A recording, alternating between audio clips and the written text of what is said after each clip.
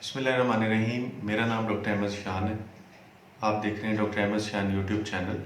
और इस चैनल के ऊपर मैं कोशिश करता हूं कि आपको पर्टिकुलरली जो छाती की डिजीज़ हैं उनके हवाले से भी मैं आपको इन्फॉर्मेटिव वीडियोस अपलोड करता रहूं। और कोई भी आपको मेडिकल से रिलेटेड सवाल है तो उसका भी मैं कोशिश करता हूं कि उसको वीडियो की फॉर्म में आपको लॉजिकल बेस में आंसर करता रहूँ। आज की जो मेरी वीडियो है उसका टॉपिक ये है कि जो प्रेग्नेंट लेडीज़ हैं उनको अगर अस्थमा हो तो वो अपने दमे को कैसे उसमें मैनेज कर सकते हैं। क्योंकि रिसेंटली मेरे पास एक पेशेंट आई थी जो कि प्रेग्नेंट थी और उनको जब इनहेलर वगैरह का बताया तो उनको काफ़ी ज़्यादा उस पर रिजर्वेशंस थे। और एक डॉक्टर साहब भी हैं, उन्होंने भी पूछा था कि जो प्रेग्नेंट पेशेंट्स हैं उसमें अस्थमा की मैनेजमेंट का क्या रोल है, उसको कैसे किया जाए।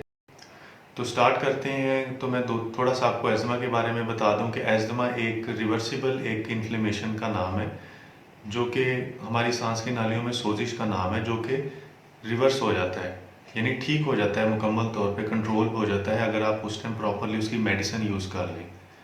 होता क्या है कि जब भी कोई बाहर से कोई ना कोई स्टिमुलस आता है लंग्स के अंदर तो उसकी वजह से एलर्जिक रिस्पॉन्स आता है फेफड़ों के अंदर।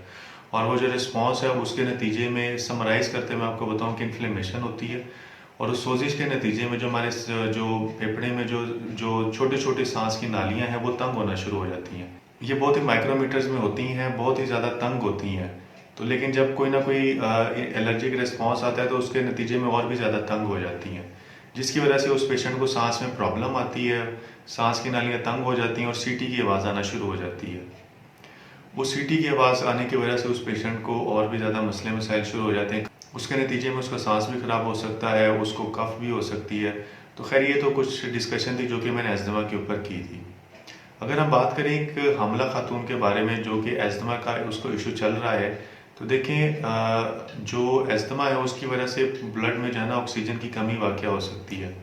तो अगर हम इसका प्रॉपर इलाज नहीं करेंगे तो उस ऑक्सीजन की कमी की वजह से ना सिर्फ माँ की सेहत को ख़तरा हो सकता है बल्कि उस बच्चे की जो डेवलपमेंट हो रही है उस माँ के पेट के अंदर, तो उसके अंदर उसको भी ख़तरा हो सकता है। उसकी जो ब्रेन की डेवलपमेंट है वो भी प्रॉपरली नहीं हो सकती। इवन कि इसकी वजह से उसका जो ओवरऑल ऐसे उसके अंदर कोई इरिवर्सिबल चेंजेस आ सकती हैं जिसकी वजह से वो बेबी को सारी उम्र उसका जो नर्वस सिस्टम है प्रॉपरली काम नहीं करेगा।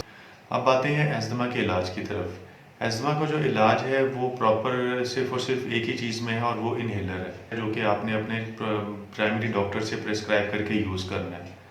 दूसरा इसमें ये है कि आप इसको इनहेलर को यूज़ कर सकते हैं। इसका ना कोई साइड इफ़ेक्ट है, ना इसमें किसी किस्म की कोई आपको बेबी के हवाले से परेशानी करने की ज़रूरत है।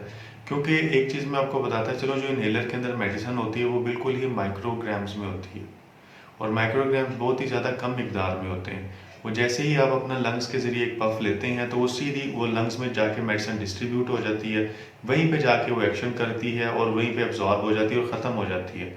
जबकि अगर आप मुंह के ज़रिए कोई भी मेडिसिन लेते हैं तो वो पहले आपके मैदे में जाती है, वहाँ से एब्जॉर्ब होती है, लीवर वगैरह में जाती है, उसका वो जो प्रॉपर एक मेटाबॉलिज्म होता है तो वहाँ से वो ब्लड में आती है, किडनीज के ज़रिए वहाँ से उसने एक्सक्रीट होना होता है और वो बॉडी से बाहर निकल जाती है।